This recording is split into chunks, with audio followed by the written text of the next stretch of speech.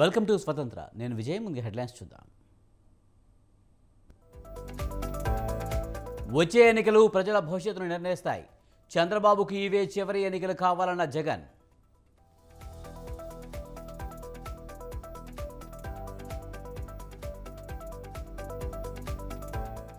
పరిశ్రమల్ని తరిమి కొట్టడంలో జగన్ దిట్ట. రాబోయేది ఎన్డీఏ ప్రభుత్వమేనన్న బాబు.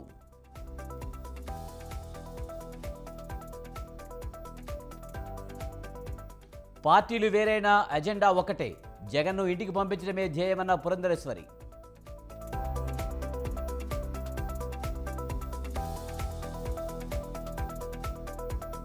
బీఆర్ఎస్కు మరో బిగ్ షాక్. ఎల్లుండి కాంగ్రెస్లోకి కేకే, మేయర్ విజయలక్ష్మి.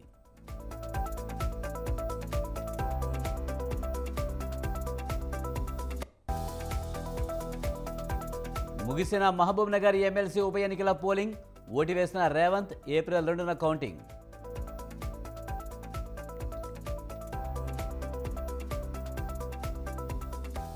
కాలం తెచ్చిన కరువు కాదు, కాంగ్రెసే కరువు తెచ్చిందన్న కేటీఆర్.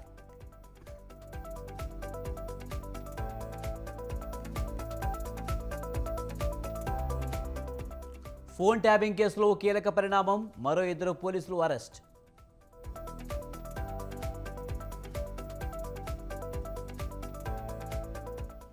ఢిల్లీ సీఎం కేజ్రీవాల్కు మరో ఎదురు దెబ్బ. 4 రోజుల custody పొడిగించిన rows avenue court.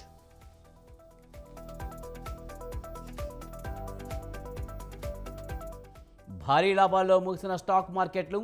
Sensex 655 పాయింట్లు, నిఫ్టీ 203 పాయింట్లు.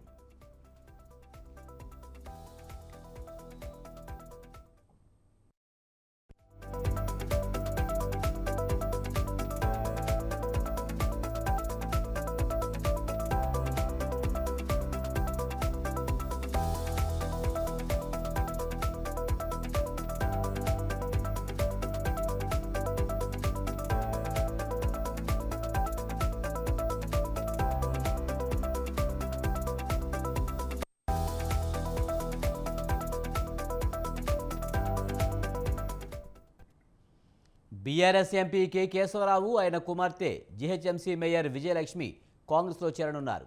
ఈ నెల 30న కాంగ్రెస్ పార్టీలో చేరనున్నట్లు విజయలక్ష్మి స్వయంగా ప్రకటించారు. గతంలో సుదీర్ఘకాలం కాంగ్రెస్ పార్టీలోనే ఉన్నానని కేకే అన్నారు. కేసీఆర్ తనకు చాలా గౌరవం ఇచ్చారని, తనకు కూడా ఆయనపై గౌరవం ఉందని చెప్పారు. పార్టీ అంశాలు కవిత అరెస్టుపై కేసీఆర్తో చర్చించారని తెలిపారు. కవితను అక్రమంగా అరెస్టు చేశారని కేకే తెలిపారు. అధికార పార్టీలో ఉంటేనే సమస్యల పరిష్కారం సులువవుతుందని గద్వాల విజయలక్ష్మి అన్నారు.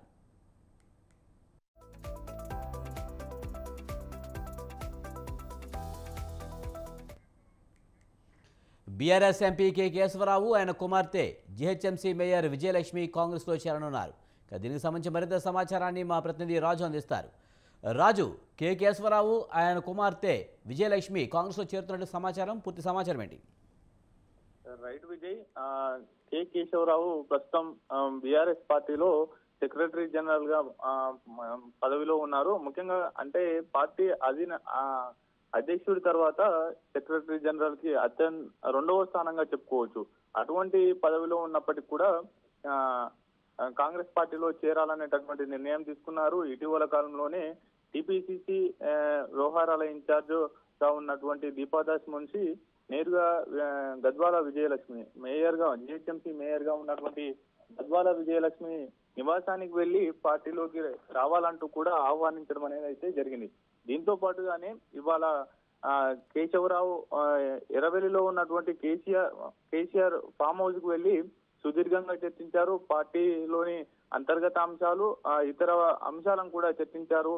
ప్రస్తుత రాజకీయ పరిణామాలతో పాటుగా తన చివరి రోజుల్లో కాంగ్రెస్ పార్టీలో కొనసాగాలని, ప్రస్తుతం ఆయనకు 84 ఏళ్ల వయసు ఉంది. అయితే చనిపోయేంత వరకు కూడా కాంగ్రెస్ పార్టీ జెండా మోస్తూ చనిపోవాలనేటటువంటి నిర్ణయం తీసుకున్నానంటూ కూడా కేసీఆర్ కు వివరించారు. అయితే కేసీఆర్ కొంత అసహనం వ్యక్తం చేశారు.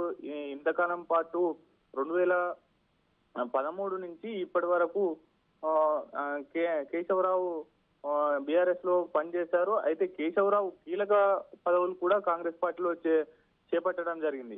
శాసన మండలి సభ్యుడు కావచ్చు, అలాగే చైర్మన్ కావచ్చు, ఇతర పదవులు చేపట్టారు. దాంతో పాటుగానే తెలంగాణ అటు ఉమ్మడి ఆంధ్రప్రదేశ్ రాష్ట్రానికి సంబంధించి కూడా కీలక బాధ్యతలు చేపట్టారు. దాంతో పాటుగా పిసిసి అధ్యక్షుడిగా కూడా పనిచేశారు. అనంతరం ఆయన బీఆర్ఎస్ లో వెళ్ళడం జరిగింది. అక్కడ కూడా కీలక బాధ్యతలు కూడా నిర్వహించారు.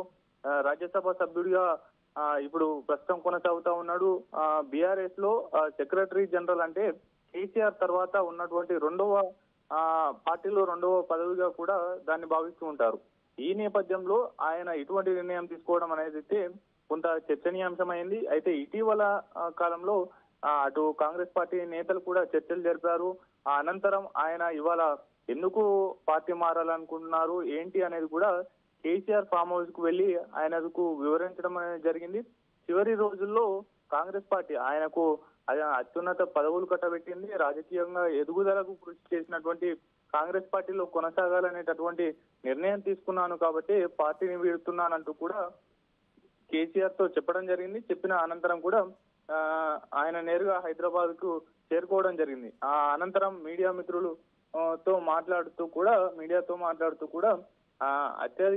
అత్యున్నత పదవులు కట్టబెట్టింది కాంగ్రెస్ పార్టీ, కీలక పదవులు ఇచ్చింది. దాంతో పాటుగానే ఆయన ఎదుగుదలకు కృషి చేసింది కాబట్టి నేను మరోసారి కాంగ్రెస్ పార్టీలోకి వెళ్లాలని భావిస్తున్నానంటూ కూడా ఆయన చెప్పడం అనేది అయితే జరిగింది. ఏది ఏమైనప్పటికీ సుదీర్ఘంగా కాంగ్రెస్ పార్టీలో ఆయన కొనసాగారు. అనంతరం కూడా కీలక పదవులు చేపట్టారు. ఆ తర్వాత బీఆర్ఎస్ లో చేరారు. అక్కడ కూడా కేసీఆర్ ఆయన హోదాకు ఏమాత్రం తగ్గకుండా కూడా పదవులు కేటాయించారు. కేశవరావు గౌరవం ఇచ్చారు. అలాగే కేశవరావు కూడా ఉన్నతమైన స్థానంలో ఉంచి కేసీఆర్ కూడా గౌరవించడం అనేది జరిగింది. దీంతో పాటుగానే ఇవాళ ఫామ్ హౌస్ లో భేటీ అయినటువంటి ఈ ఇద్దరు కీలక నేతలు కూడా సుదీర్ఘంగా ఇప్పుడు పార్టీ అంతర్గత అంశాలు కావచ్చు, ప్రస్తుత రాజకీయ అంశాలతో పాటుగానే ఇప్పుడు కవిత అరెస్టు అనేది కూడా క్రమం అన్యాయం అంటూ కూడా దాని మీద చర్చించడం జరిగింది. కవిత అరెస్టు గురించి కూడా ఇరువురు నేతల మధ్య చర్చకు రావడం అనేది అయితే జరిగింది. ఏది ఏమైనప్పటికీ అటు గద్వాల విజయలక్ష్మి కేశవరావు కూతురు గద్వాల విజయలక్ష్మితో పాటు కేశవరావు కూడా ఈ నెల 30వ తేదీన గాంధీ భవన్ లో దీపాదాస్ మున్షి సమక్షంలో అటు సీఎం రేవంత్ రెడ్డి సమక్షంలో కూడా పార్టీలో చేరబోతున్నారు. దీంతో పాటుగానే కేశవరావు కుమారుడు విప్లవ్ మాత్రం బీఆర్ఎస్ లోనే కొనసాగనున్నట్లయితే తెలుస్తా ఉంది. ఆయన ఇప్పటికీ బీఆర్ఎస్ లో ఉన్నారు. బీఆర్ఎస్ లో ఆయనకు ఎటువంటి పదవులు లేకపోయినప్పటికీ కీలకంగా రాజకీయంగా ఎదుగుదల కోసము ఇతర అంశాలు కూడా చర్చించినప్పటికీ కూడా ఆయనను కూడా కాంగ్రెస్ లోకి రావాలని ఆహ్వానించినప్పటికీ కూడా ఆయన నిరాకరించినట్లయితే తెలుస్తా ఉంది. ఎల్లుండి 30వ తేదీన అటు కేశవరావు గద్వాల విజయలక్ష్మి కూడా కాంగ్రెస్ పార్టీ కండువా కప్పుకోనున్నారు. ముఖ్యంగా మీడియాతో మాట్లాడుతూ అటు విజయలక్ష్మి అంటే పనులు కావాల్సి ఉంటే ప్రభుత్వంలో ఉంటేనే తొందరగా పనులు అవుతాయి అంటూ కూడా ఆమె చెప్పడం అనేది అయితే జరిగింది. విజయ్, రైట్, థ్యాంక్ యూ రాజు.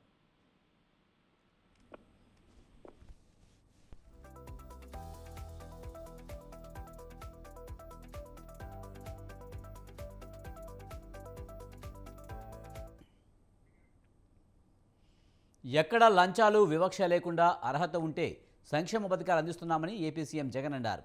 ఎన్నికల ప్రచారంలో భాగంగా మేమంతా సిద్ధం బస్సు యాత్ర చేపట్టిన ఆయన రెండో రోజు ఎర్రగుంటలో ప్రజలు మేధావులతో ముఖాముఖి నిర్వహించారు.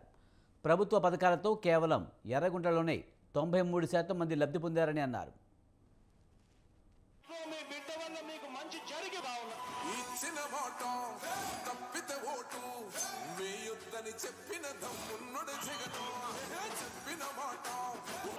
మీ ఇంట్లో మంచి జరిగి ఉంటే మీ బిడ్డకు తోడుగా మీరే నిలబడండి. మీ బిడ్డకు సైనికులు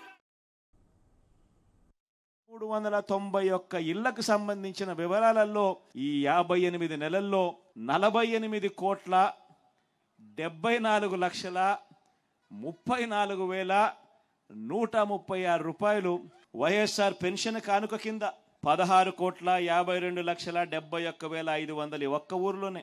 వైఎస్ఆర్ రైతు భరోసా కింద 6,80,96,500 రూపాయలు. అమ్మ ఒడి కింద 4,69,35,000 రూపాయలు. వైఎస్ఆర్ ఆసరా కింద 3,88,16,374. వైఎస్ఆర్ చేయూత కింద 492. ఒక్క గ్రామంలో వైఎస్ఆర్ ఆరోగ్యశ్రీ కిందనే 2,24,21,596 1,496 ఇల్లు ఉన్న ఈ ఒక్క గ్రామంలోనే ఏకంగా 93.06% మంది బెనిఫిషరీస్ నేరుగా నా అక్క చెల్లెమ్మల కుటుంబాల ఖాతాల్లోకి పంపించిన సొమ్ము 48,74,34,100. ఈ సందర్భంగా టీడీపీ అధినేత చంద్రబాబుపై ఆరోపణలు చేశారు. తనకన్నా ముందు సీఎంలుగా చేసిన వ్యక్తులకు తనకంటే వయసు పెద్దదని అనుభవం ఉందన్నారు. ఎర్రగుంట్లకు తాను చేసిన దానికంటే 14 ఏళ్లుగా ముఖ్యమంత్రిగా చేసిన వ్యక్తి ప్రజలకు ఏం చేశాడని ప్రశ్నించారు.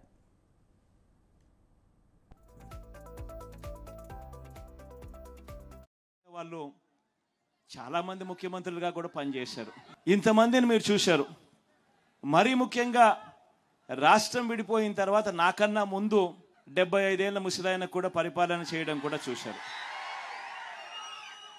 ఆయన ఏకంగా 14 సంవత్సరాలు ముఖ్యమంత్రిగా పరిపాలన చేశాడు. 3 సార్లు ముఖ్యమంత్రిగా పరిపాలన చేశాడు. మరి అటువంటి గొప్ప గొప్ప పాలనలు కూడా మీరు చూశారు కదా. నేను మిమ్మల్ని అడిగేది ఒకటే అడుగుతాను. నేను చాలా చిన్నోడిని.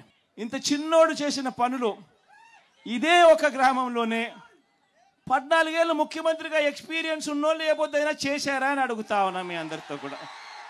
ఏ రకంగా బ్రతుకులు మారాయి, ఏ రకంగా జీవితాలు మారాయి, ఏ రకంగా వ్యవస్థలోకి మార్పులు తీసుకురాగలిగాము అన్నది ఒక్కసారి గమనించమని చెప్పి కోరుతాను. వైసీపీ ప్రభుత్వం పని అయిపోయిందని టీడీపీ అధినేత చంద్రబాబు అన్నారు. విధ్వంసమైన రాష్ట్రాన్ని పునర్నిర్మించేందుకు ఎన్డీఏ కూటమికి మద్దతు ఇవ్వాలని కోరారు. ప్రజాగలం యాత్రలో భాగంగా అనంతపురం జిల్లా రాప్తాడులో నిర్వహించిన రోడ్ షోలో ఆయన మాట్లాడారు. 90% హామీలు నెరవేర్చారని చెబుతున్న జగన్ తన 7 ప్రశ్నలకు సమాధానం చెప్పాలని సవాల్ విసిరారు. ప్రత్యేక హోదా, సిపిఎస్ రద్దు, మద్య నిషేధం, ఏటా job calendar, mega DSC, current ఛార్జీల తగ్గింపు, పోలవరం పూర్తి తదితర హామీలు ఎందుకు నెరవేర్చలేదని ప్రశ్నించారు. సీమను తాము హార్టికల్చర్ హబ్గా చేస్తే రాజకీయ హత్యలతో సైకో రాజ్యంగా జగన్ మార్చారని మండిపడ్డారు. ఎక్కడ చూసినా సూపర్ డూపర్ హిట్ అవుతా ఉంది. మనమంతా సిద్ధం. ఎక్కడ చూసినా ఫ్లాప్ షో అయిపోయింది. నేను అడుగుతున్నా జగన్మోహన్ రెడ్డిని, వైఎస్ఆర్ కాంగ్రెస్ నాయకుల్ని, ఒక్కసారి రండి, రాప్తాడులో మీటింగ్ పెట్టండి. ఈ ఎండలో మీటింగ్ పెట్టి మీ కార్యకర్త కూలి జనాలు ఒక్కరోజు ఉంటే, ఒక్క నిమిషం ఉంటే అప్పుడు ఆలోచిద్దాం మీ కథ అంతా. డబ్బులిచ్చి తాగించి బస్సులు పెట్టి బిర్యానీలు ఇచ్చి అయినా మనుషులు రావడం లేదు. ఏం తమ్ముళ్ళు అయిపోయింది. వైఎస్ఆర్ కాంగ్రెస్ పార్టీ ఒక ఫ్లాప్ షో. ప్రభుత్వం దిగాలి, జగన్ ఇంటికి వెళ్ళాలి, ఈ రాష్ట్రం బాగుపడాలి. ఒక అహంకారి విధ్వంసంతో రాష్ట్రాన్ని లూటీ చేసి ఈ పేదలను నిరుపేదలు చేసిన దుర్మార్గుడి కథ అంతు చేసి సమయం ఆసన్నమైందా లేదా అని మిమ్మల్ని అడుగుతున్నా. అడుగడుగున విధ్వంసం, వ్యవస్థలన్నీ పతనం. మాట్లాడితే కేసులు. ఒక సైకో ప్రవర్తన. జగన్మోహన్ రెడ్డి ఒక సైకో అయితే ఇక్కడ కూడా ఒక పిల్ల సైకో ఒకడు తయారయ్యాడు. ఫ్యాన్కు ఓటేశారా 2019లో? వేసిన దానికి మీరంతా ఫ్యాన్ కూరేసుకునే పరిస్థితికి వచ్చారు. ఈరోజు అవునా కాదా? చంద్రబాబును ప్రజలు నమ్మడం లేదని, టీడీపీని ప్రజలు చెత్తబుట్టలో వేశారని ఎద్దేవా చేశారు ప్రభుత్వ సలహాదారు సజ్జల రామకృష్ణారెడ్డి. ప్రజల్లోకి వెళ్లి ఏం చెప్పాలో చంద్రబాబుకు తెలియడం లేదని విమర్శించారు. అన్ని అనుమతులు తీసుకున్న ఫ్యాంటీ కారుపై తప్పుడు ప్రచారం చేశారని ఆగ్రహం వ్యక్తం చేశారు. బీజేపీలో ఉన్న టీడీపీ నేతలకే టికెట్లు ఇచ్చారని తెలిపారు. మళ్లీ ఇప్పుడు మోసపూరిత హామీలతో చంద్రబాబు వస్తున్నారని, ఏ పార్టీ వైపు ఉండాలో ప్రజలు నిర్ణయించారన్నారు. స్పష్టమైన అజెండాతో వైసీపీ ఉందని ప్రజలకు తెలుసన్నారు. చంద్రబాబు నాయుడు అనే వ్యక్తిని రిజెక్ట్ చేశాము. 19లోనే వ్యక్తిని ఆయన కబ్జా చేసి ఇన్నాళ్ళు ఎంజాయ్ చేసిన పార్టీ టీడీపీని వాళ్ళ మామ నుంచి కబ్జా చేసి రెండింటినీ పూర్తిగా తిరస్కరించి చెత్తబుట్టలో వేశాము. అయినా నీకు సిగ్గు రాలేదా అనే క్వశ్చన్ జనం వేస్తున్నారు. అది జనం అడుగుతారని తెలిసి కూడా ఆయన మళ్ళీ పైకి వచ్చి లాస్ట్ డిచ్ ఎఫర్ట్స్ కింద చేస్తున్నాడు. అందులో భాగంగానే తాను ఏ ద్రోహాలు చేశాడు, ఏ ఏ పాపాలు చేశాడు రాష్ట్రానికి, రాష్ట్ర ప్రజలకు, ఉమ్మడి రాష్ట్రంగా ఉన్నప్పుడు, తర్వాత డివైడ్ అయ్యాక ప్రజల అవకాశం ఇచ్చిన 14-19 మధ్య, అలాగే రాష్ట్రాన్ని ఎట్లా ముంచినాడు, మొత్తం at the cost of entire state తాను కొన్ని తరాలు తిన్నా తరగనంత దోచుకున్నాడు, తాను కానీ తన కోటని. ఇవన్నీ జగన్మోహన్ రెడ్డి గారికి ఆపాదించాలని ఈరోజు చూస్తుంది. జనం గుర్తించినారని తెలిసినా సరే, జనం ఆల్రెడీ గుర్తించి రిజెక్ట్ చేశారని తెలిసినా సరే, తన ఒక తంపుడు దీంట్లో అంటూనే ఉన్నాడు. తన లక్షణాలన్నీ జగన్మోహన్ రెడ్డి గారికి ఆపాదించాలని చూస్తున్నాడు. అవి జనం లెక్కలేక వేసుకోవట్లేదు, రిజెక్ట్ చేశారు. రాష్ట్రంలో కూటమి గెలుపు చారిత్రక అవసరమని ఏపీ బీజేపీ అధ్యక్షురాలు పురంధరేశ్వరి అన్నారు. కూటమి రాష్ట్రంలో కేంద్రంలోనూ అధికారంలోకి రావాలని ఆకాంక్షించారు. ఏపీలో రాష్ట్ర సచివాలయాన్ని కూడా తనఖా పెట్టిన పరిస్థితి ఉందని ఆవేదన వ్యక్తం చేశారు. విశాఖ డ్రగ్స్ కేసులో తమ కుటుంబానికి సంబంధం లేదని పురంధరేశ్వరి స్పష్టం చేశారు. సంబంధించి అంటే భారతీయ జనతా పార్టీ, తెలుగుదేశం మరియు జనసేన మా జెండాలు వేరైనప్పటికీ కూడా ఎజెండా మాత్రం ఒకటే. అది ఏదైతే మనం రాష్ట్రంలో నిరంకుశ పాలనని చూస్తున్నాము, విద్వేషపూరితమైనటువంటి పాలన చూస్తున్నాము, విధ్వంసకరమైనటువంటి పాలన చూస్తున్నాము, అవినీతిలో కూరుకుపోయినటువంటి పాలనని చూస్తున్నాము, అప్పుల ఊబిలో రాష్ట్రానికి నెట్టేటువంటి పాలనని మనం చూస్తున్నాము, మహిళలకి రక్షణ కల్పించలేనటువంటి పాలన ఏదైతే మనం చూస్తున్నాము, యువతకి ఇక్కడ ఉపాధి అవకాశాలు కల్పించలేనటువంటి వైఫల్యం చెందినటువంటి ఒక ప్రభుత్వాన్ని పాలనని మనం చూస్తున్నాము. ఈ పాలనకి, ఈ పార్టీకి, వైఎస్ఆర్సీపీ పార్టీకి చర్మగీతం పాడవలసినటువంటి అవసరం, ఆవశ్యకత ఖచ్చితంగా వాళ్ళ రాష్ట్రంలో ఉన్నది అని చెప్పి ప్రజలు కూడా భావిస్తున్నటువంటి సత్యం. కనుక ఆ నేపథ్యంలో ఈ కూటమి అనేది ఒక చారిత్రక ఘట్టం మాత్రమే కాకుండా అవసరం అని కూడా మేమందరం కూడా జగన్ చెప్పే అబద్ధాలు ప్రజలు నమ్ముతారా అని ప్రశ్నించారు టీడీపీ నేత వర్లరామయ్య. ఎవరిని మార్చేయాలని జగన్ చూస్తున్నారని నిలదీశారు. వివేకాను ఎవరు చంపారో జగన్కు తెలియదని ప్రశ్నించిన వర్ల అవినాష్ను పక్కన పెట్టుకుని జగన్ నాటకాలు ఆడుతున్నారని విమర్శించారు. వివేకానందరెడ్డిని చంపిన హంతకులు బయట తిరుగుతున్నారు అంటాడు ఆయన. నేనంటాను అది పెద్ద అబద్ధం ముఖ్యమంత్రి గారు. మీ బాబాయిని చంపిన హంతకులు మీ పక్కనే ఉన్నారు. Everybody nose in the state. రాష్ట్రంలో అందరికీ తెలుసు, మీ కుటుంబ సభ్యులకు తెలుసు, ఇంకా గట్టిగా నిలదీస్తే మీకే తెలుసు. హూ కిల్డ్ యువర్ బాబాయ్ మీకు తెలీదా? గుండె మీద చేసుకుని చెప్పండి. మీ బాబాయిని గొడ్డలతో నరికి చంపటం మీకు తెలీదా? మీ చెల్లి సునీతమ్మ చనిపోయిన మీ బాబాయ్ కూతురు ఎంతో కష్టపడి సిబిఐ ఎంక్వైరీ వేస్తే మీరు ముఖ్యమంత్రిగా ఉండి సిబిఐ ఎంక్వైరీకి అడుగడుగున ఆటంకాలు సృష్టించింది మీరు కాదా? మా బాబాయ్ వివేకానందరెడ్డిని చంపిన కాంగ్రెస్ ప్రభుత్వంపై బీఆర్ఎస్ ఎమ్మెల్యే కేటీఆర్ విమర్శలు చేశారు.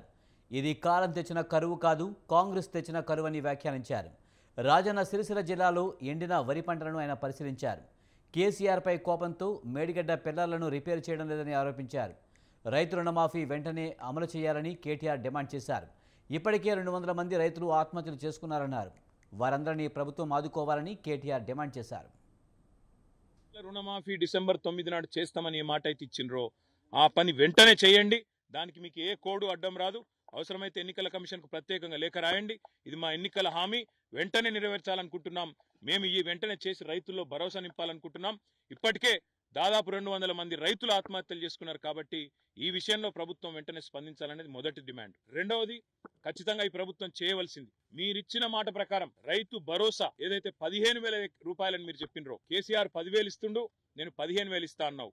ఆ 15,000 కూడా ఇచ్చి మీరు మాట నిలబెట్టుకోవాలనేది రెండో డిమాండ్. మూడవది ముఖ్యమైనది, కౌలు రైతులకు రైతు కూలీలకు పైసలు ఇస్తా అన్నావు, వెంటనే ఇవ్వాలని చెప్పి కూడా మేము డిమాండ్ చేస్తా ఉన్నాం. నాలుగవది, రైతులకు ఎక్కడెక్కడైతే ఈరోజు మీ నిర్లక్ష్యం వల్ల పంట నష్టం జరిగిందో, మీరు నీళ్లు ఇవ్వకపోవడం వల్ల పంట నష్టం జరిగిందో, మీరు చెరువులు నింపకపోవడం వల్ల, మీరు వాగుల్లో నీళ్లు పంపు చేయకపోవడం వల్ల నష్టం జరిగిందో, ఆ రైతులకు గతంలో కేసీఆర్ గారు ఉన్నప్పుడు ఎకరానికి 10,000 రూపాయలు ఇస్తూ ఒక గవర్నమెంట్ ఆర్డర్ తెచ్చిండు. అదన్నా నిలబెట్టు, లేదా నీకు మాకంటే ఎక్కువ ప్రేమ ఉంటే 10,000 కాదు 25,000 రూపాయలు ఎకరానికి నష్టపరిహారం ఇవ్వాలని చెప్పి కూడా నేను డిమాండ్ చేస్తున్నా. రుణమాఫీ చేయకపోగా బ్యాంకుల ద్వారా ఇవాళ రైతులకు లీగల్ నోటీసులు ఇచ్చి మీరు కడతారా సస్తారా అని మెడ మీద కత్తి పెట్టినట్టు వ్యవహారం మరొక దిక్కు చూస్తూ ఉన్నాం. ఇంకా దుర్మార్గం ఏంటంటే కేసీఆర్ గారు ఆనాడు 7,000 కోట్ల రూపాయలు తాను అధికారం నుంచి ఎలక్షన్లకు ముందు దిగిపోయే ముందు రైతుల కోసం యాసంగి పంట కోసం 7,000 కోట్లు మరి రైతు బంధు కోసం పెట్టిపోతే ఇవాళ ఆ మొత్తాన్ని కూడా ఆ సొమ్మును కూడా రైతులకు ఇవ్వకుండా, రైతులకు ఇప్పటి వరకు రైతు బంధు ఇవ్వకుండా కాంట్రాక్టర్ల ఖజానాలు నింపడానికి, కాంట్రాక్టర్లకు పేమెంట్లు చేయడానికి ఒక చిల్లర వ్యవహారానికి కూడా తెరదీసింది ఈ కాంగ్రెస్ ప్రభుత్వం. ఈ అన్నింటికీ మించిన దుర్మార్గం ఏంటంటే ఇవాళ నిజంగా కూడా రైతులను చూస్తే గోసనిపిస్తున్నది. ఇవాళ నిజంగా కూడా సిరిసిల్ల జిల్లాలో, రాజన్న సిరిసిల్ల జిల్లాలో ఈ పరిస్థితి వచ్చిందంటే ఇది కాలం తెచ్చిన కరువు కాదు, ఇది కాంగ్రెస్ తెచ్చిన కరువు. కేటీఆర్పై బీజేపీ ఎంపీ లక్ష్మణ్ తీవ్రంగా ఫైర్ అయ్యారు. కేంద్ర హోంశాఖ అనుమతి లేకుండా ఫోన్ ట్యాపింగ్ చేశారన్నారు. రాష్ట్రంలో ప్రభుత్వం మారడంతో హార్డ్ డిస్క్లు, సమాచారాన్ని ధ్వంసం చేశారని మండిపడ్డారు. 2వ, 3వ ఫోన్ ట్యాపింగ్లు జరిగితే జరగవచ్చునని కేటీఆర్ అంటున్నారని, దీనికి మూలకారకులు కేసీఆర్, కేటీఆర్ అని ఆరోపించారు. దీనిపై సీబీఐ విచారణ చేయించాలని ప్రభుత్వాన్ని డిమాండ్ చేశారు. ఫోన్ ట్యాపింగ్, కాళేశ్వరం ప్రాజెక్టు అవకతవకల్లో కేసీఆర్ కుటుంబానికి ప్రమేయం ఉందని ఆరోపించారు. కూడా ప్రభుత్వము లక్షల సంఖ్యలో విపక్షాలై, వ్యాపారులై లేదా సమాజంలో ప్రముఖులై, రియల్ ఎస్టేటు బాధ్యులై, వ్యాపారులు అందరూ కూడా ఫోన్ ట్యాపింగ్ జరిగింది అనేటువంటిది మరి ఆరోపణలు. ఒకవైపు పోలీసులేమో ప్రభుత్వం చెప్పితే చేశామని, కేటీఆర్ గారేమో వారు మాట్లాడుతూ జరిగితే జరిగి ఉండొచ్చు, ఒకరిద్దరి లంగాలే లుచ్చాలే జరిగిండొచ్చు అని వారు మాట్లాడుతారు. అదేదో పోలీసుల పని మాత్రమని వారు చెప్తున్నారు.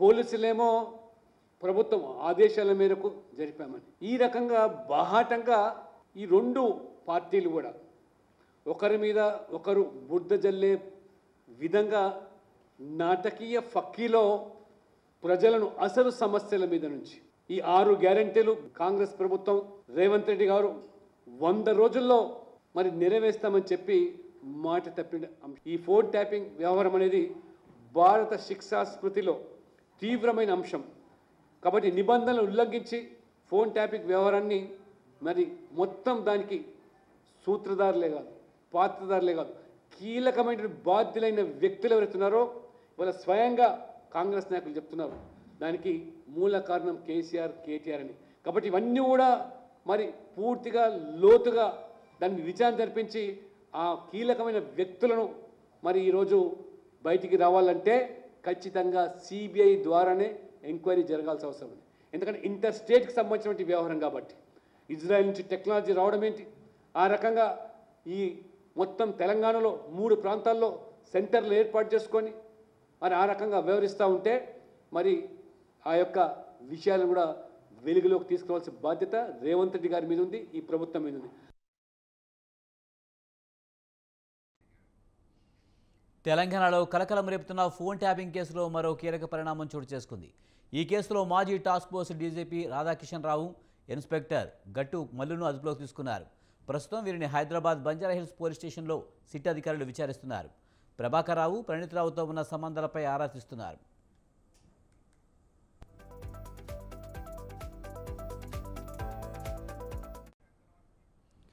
ప్రణీత్ రావుపై కేసు నమోదు కాగానే రాధాకిషన్ రావు అమెరికా వెళ్లిపోయారు. లుకౌట్ నోటీసులు జారీ చేయడంతో హైదరాబాద్కు తిరిగి వచ్చారు. ప్రణీత్ రావు డ్రైవర్ను కూడా పోలీసులు అదుపులోకి తీసుకున్నారు. ప్రభాకర్ రావుతో సమానంగా రాధాకిషన్ ట్యాపింగ్కు పాల్పడినట్లు అనుమానం వ్యక్తం చేస్తున్నారు. వ్యాపారులను బెదిరించి డబ్బులు వసూలు చేయడంతో రాధాకిషన్, గట్టు మల్లు కీలక పాత్ర వహించినట్టు తెలుస్తోంది.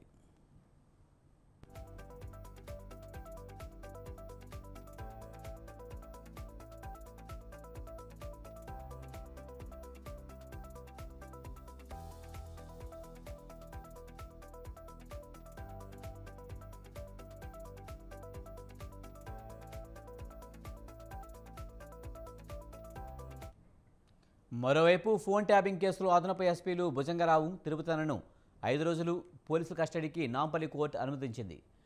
ఎస్ఐబి మాజీ డీఎస్పీ ప్రణీత్ రావును సైతం మరోసారి 5 రోజుల కస్టడీకి ఇవ్వాలని పోలీసులు కోరగా ఆ పిటిషన్ను కోర్టు కొట్టివేసింది. ప్రస్తుతం 3 నిందితులు చంచల్గూడ జైల్లో ఉన్నారు.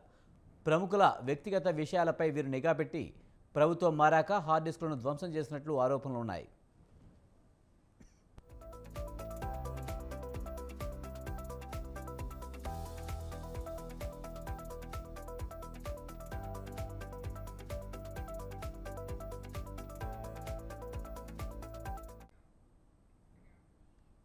కేసీఆర్ కుటుంబ సభ్యుల పాస్పోర్టులను సీజ్ చేయాలని టీపీసీసీ సీనియర్ ఉపాధ్యక్షులు నిరంజన్ అన్నారు.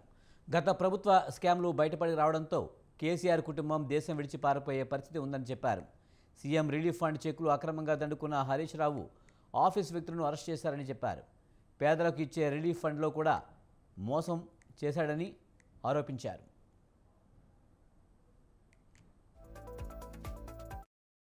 ఎన్నికల అయిన తర్వాత ఇంకా ఎన్ని వ్యవహారాలు బయటకు వస్తావో, కేసీఆర్ కుటుంబం చేసినటువంటి మోసాలు, దగా వ్యవహారాలు. ఇంతకుముందే ప్రతి నెలకు ఒకసారిలే కేటీఆర్ అనేది ఫారెన్ కంట్రీస్ పోతుండే. ఎలక్షన్లో ఓడిపోయిన తర్వాత కూడా మళ్ళీ పోయేసి వచ్చిండు. మరి అక్కడ ఎన్ని డబ్బులు దాచిపెట్టుకున్నారో వాళ్ళు, అవి కూడా బయటకు రావాల్సినట్టు అవసరం ఉంది, కక్కించాల్సినటువంటి అవసరం ఉంది. ఈ లోక్సభ ఎన్నికల తర్వాత కేసీఆర్ కుటుంబం అనేది భారతదేశంలో తెలంగాణలో ఉంటుందా లేదా, బయటకు అనేది పారిపోతారా అనే సంశయం కూడా ప్రజల్లో ఉంది. వారు ఏ విధంగానైతే ఈ ట్యాపింగ్ చేసినటువంటి అధికారులు ప్రభాకర్ రావు గారు కానివ్వండి, ఇతర రాధాకృష్ణ ఆయన టాస్క్ ఫోర్స్ డీసీపీ ఇక పనిచేసినటువంటి వ్యక్తి, వాళ్ళెట్లనైతే అమెరికాకు పారిపోయినరో ఈ ఉదంతం తెలియగానే కేసీఆర్ ఆయన కుటుంబం కూడా దేశం విడిచిపోయి పారిపోయే పరిస్థితి ఉంది. నేను డీజీపీని, చీఫ్ సెక్రటరీని, ముఖ్యమంత్రి గారిని కూడా కోరుతా ఉన్నాను, కేంద్ర హోంశాఖను కూడా కోరుతా ఉన్నాను, వారి పాస్పోర్టులను ఎంబడే స్తంభింప చేయాలి. ఈ లోక్సభ ఎన్నికల అయిన తర్వాత సీఎంఆర్ఎఫ్ చెక్కుల వ్యవహారంలో నిందితులను పోలీసులు రిమాండ్కు తరలించారు. ఈ కేసుపై దర్యాప్తు చేపట్టిన పోలీసులు 4 నిందితులుగా చేర్చారు. సీఎంఆర్ఎఫ్ కేసులో కీలక సూత్రధారిగా నరేష్ ఉన్నట్లు జూబ్లీహిల్స్ పోలీసులు గుర్తించారు. ఈ క్రమంలోనే నరేష్తో పాటు వంశీ, ఓంకార్, వెంకటేష్ను రిమాండ్కు తరలించారు. కాగా పేదల వైద్య ఖర్చుల నిమిత్తం ముఖ్యమంత్రి సహాయ నిధి కింద మంజూరైన చెక్కుల వ్యవహారంలో గోల్మాల్ జరిగిన సంగతి వెలుగులోకి వచ్చింది. లబ్ధిదారులకు అందాల్సిన చెక్కులను సీఎంఆర్ఎఫ్ వింగ్లో పనిచేసే ఉద్యోగులు చేతివాటం ప్రదర్శించారు.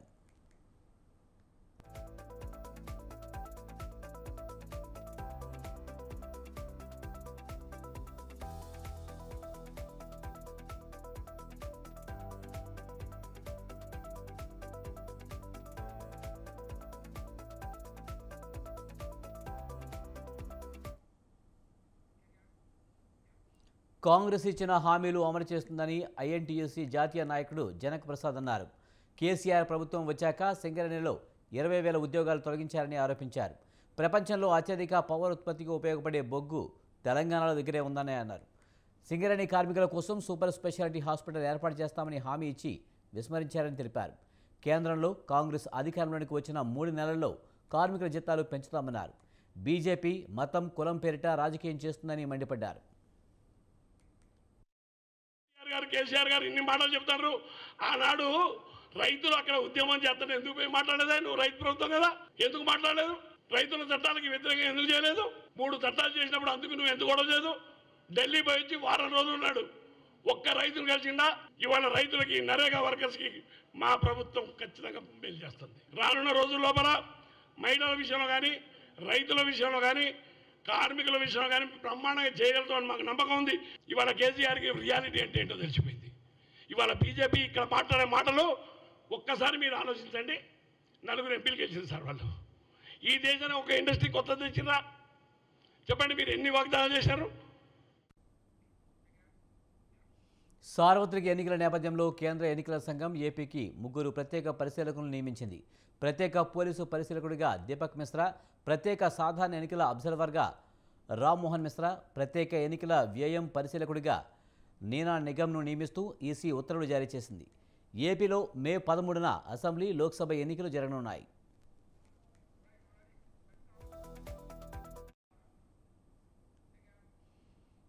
మహబూబ్నగర్ స్థానిక సంస్థల ఎమ్మెల్సీ ఎన్నికల్లో తన ఓటు హక్కును వినియోగించుకున్నారు సీఎం రేవంత్ రెడ్డి. ఉమ్మడి మహబూబ్నగర్ జిల్లా స్థానిక సంస్థల కోట శాసనమండలి ఉప ఎన్నిక ఓటింగ్ బ్యాలెట్ పద్ధతిలో జరిగింది. ఉదయం 8 గంటలకు ప్రారంభమైన పోలింగ్ సాయంత్రం 4 గంటల వరకు కొనసాగింది. సీఎం సొంత నియోజకవర్గమైన కొడంగల్లో ముఖ్యమంత్రి రేవంత్ ఓటు హక్కు వినియోగించుకున్నారు. ఏప్రిల్ 2న ఎమ్మెల్సీ ఉప ఎన్నిక ఓట్ల లెక్కింపు జరగనుంది. బీఆర్ఎస్ నుంచి నవీన్ కుమార్ రెడ్డి, కాంగ్రెస్ నుంచి జీవన్ రెడ్డి, స్వతంత్ర అభ్యర్థిగా సుదర్శన్ గౌడ్ పోటీ చేశారు. ఉమ్మడి పాలమూరు జిల్లాలోని 14 నియోజకవర్గాల పరిధిలో మొత్తం 1439 మంది ఓటర్లు ఉన్నారు. జెడ్పీటీసీలు 83, ఎంపీటీసీలు 888, మున్సిపల్ కౌన్సిలర్లు 449, ఎక్స్ అఫీషియో సభ్యులు 19 మంది ఓటర్లుగా ఉన్నారు.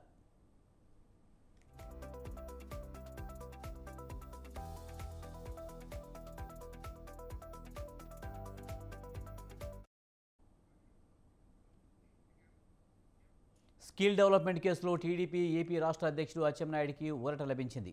అచ్చెన్నాయుడు దాఖలు చేసిన ముందస్తు బెయిల్ పిటిషన్పై ఏపీ హైకోర్టులో విచారణ జరిగింది.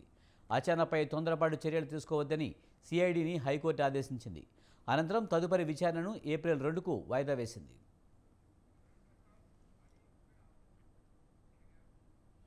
రాష్ట్రంలో కాపులు, బీసీ, ఎస్టీలను కలుపుకుని రాజ్యాధికారం చేపట్టడమే కాపు బలిజ సంక్షేమ సేన ధ్యేయమని అన్నారు హరిరామ జోగయ్య.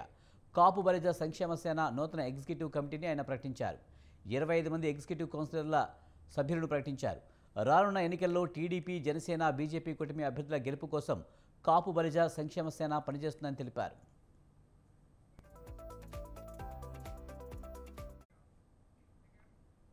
ఢిల్లీ లిక్కర్ స్కామ్ కేసులో అరెస్ట్ అయిన ముఖ్యమంత్రి అరవింద్ కేజ్రీవాల్ ఈడీ కస్టడీని మరో 4 రోజుల పాటు ఢిల్లీ కోర్టు పొడిగించింది. లిక్కర్ స్కామ్ కేసులో కేజ్రీవాల్ను ఇంకా విచారించేందుకు మరో 7 రోజుల పాటు తమ కస్టడీకి అప్పగించాలని ఈడీ కోరగా 4 రోజుల పాటు కస్టడీకి అనుమతించింది. ఏప్రిల్ 1 వరకు కేజ్రీవాల్ను ఈడీ కస్టడీకి అప్పగిస్తూ రౌస్ అవెన్యూ కోర్టు నిర్ణయం తీసుకుంది. గతంలో విధించిన 7 రోజుల కస్టడీ నేటితో ముగియడంతో ఈడీ అధికారులు ఆయన్ని న్యాయస్థానంలో హాజరుపరిచారు.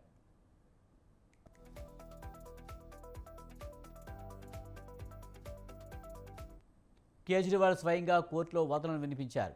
ఈ కేసులో తన పేరును 4 సాక్షులు మాత్రమే ప్రస్తావించారని, ఓ సీఎంను అరెస్టు చేసేందుకు ఆ వాంగ్మూలాలే సరిపోతాయని ఈడీని ఉద్దేశించి ప్రశ్నించారు. దేశం ముందు ఆప్ను ఓ అవినీతి పార్టీగా చిత్రీకరించేందుకు యత్నిస్తున్నారని ఆరోపించారు. ఈడీ విచారణను ఎదుర్కొనేందుకు తాను సిద్ధమేనని కేజ్రీవాల్ స్పష్టం చేశారు. ఢిల్లీ లిక్కర్ కేసు రాజకీయ కుట్ర అని, దీనికి ప్రజలే సమాధానం చెబుతారని సీఎం కేజ్రీవాల్ అన్నారు. దేశీయ స్టాక్ మార్కెట్లు భారీ లాభాల్లో ముగిశాయి. వరుసగా 2వ రోజు లాభాలను మూటకట్టుకున్నాయి.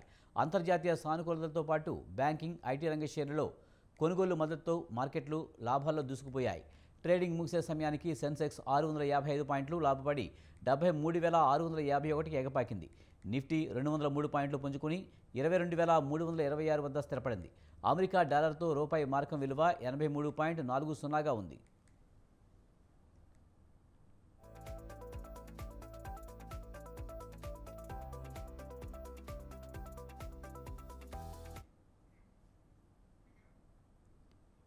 ఇవి ఈ బులెటిన్ విశేషాలు. చూస్తూనే ఉండండి స్వతంత్ర.